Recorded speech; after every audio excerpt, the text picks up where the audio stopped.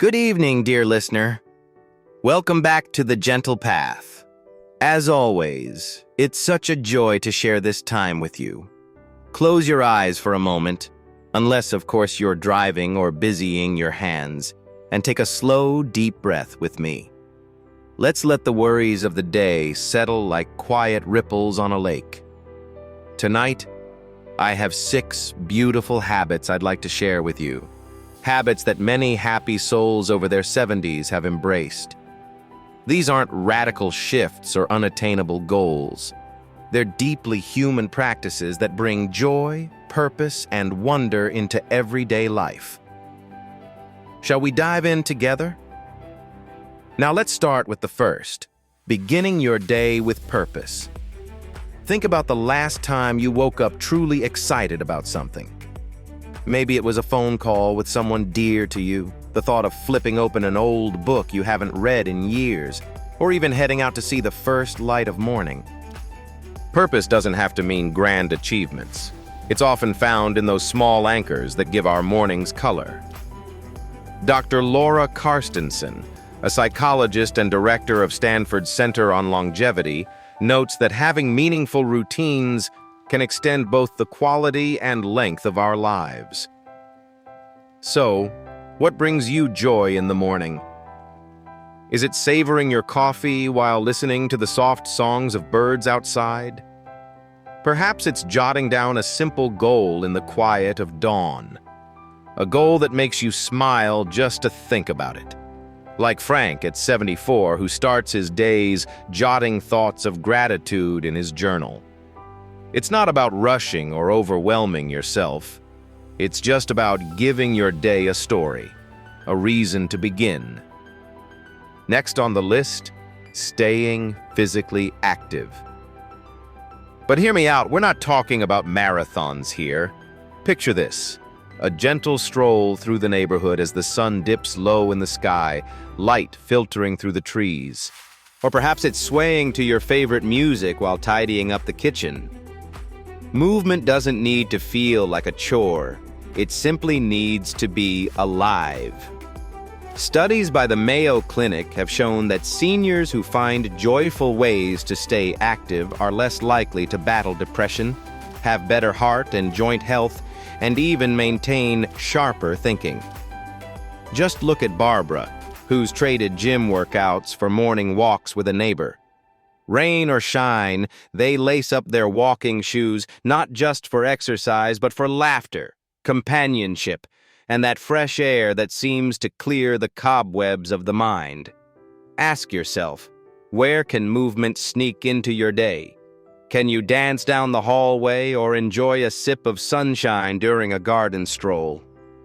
When the body moves, even just a little, the spirit follows. Let's take a moment for a little reflection before I reveal the third habit. How often do we reach out to others just to say, "I'm thinking of you"? Staying socially connected is our next habit. It's one of the most profound roads to contentment. Now, I understand, the older we get, the more life scatters the familiar faces we once saw every day. Friends move, loved ones pass, and sometimes home can feel so very quiet. But here's what I know. Joy begins when we take the initiative. Richard, at 82, turned his lonely weekends into vibrant moments by joining a local chess club. It wasn't something he'd planned for his retirement, but now it's a highlight of his week. Human connection doesn't have to be extravagant. A quick phone call to an old friend, setting plans to meet over tea, or even attending community groups or church gatherings. These little acts can ripple into lifelong laughter and companionship. And as researchers at the AARP frequently remind us, strong social ties boost longevity and mental health like no supplement ever could. Now tell me, when was the last time you learned something new? It could have been a new recipe or a line of poetry you memorized. Habit number 4 is mental engagement. The happiest seniors I know cultivate curiosity as naturally as they breathe. They don't let routine dull the mind's edge. They read, they solve puzzles, and sometimes they pick up hobbies they set aside long ago. Helen, a retired teacher in her late 70s, started painting later in life on a whim. She wasn't very good at it at first, but her days suddenly felt brighter as she filled her hours with splashes of color.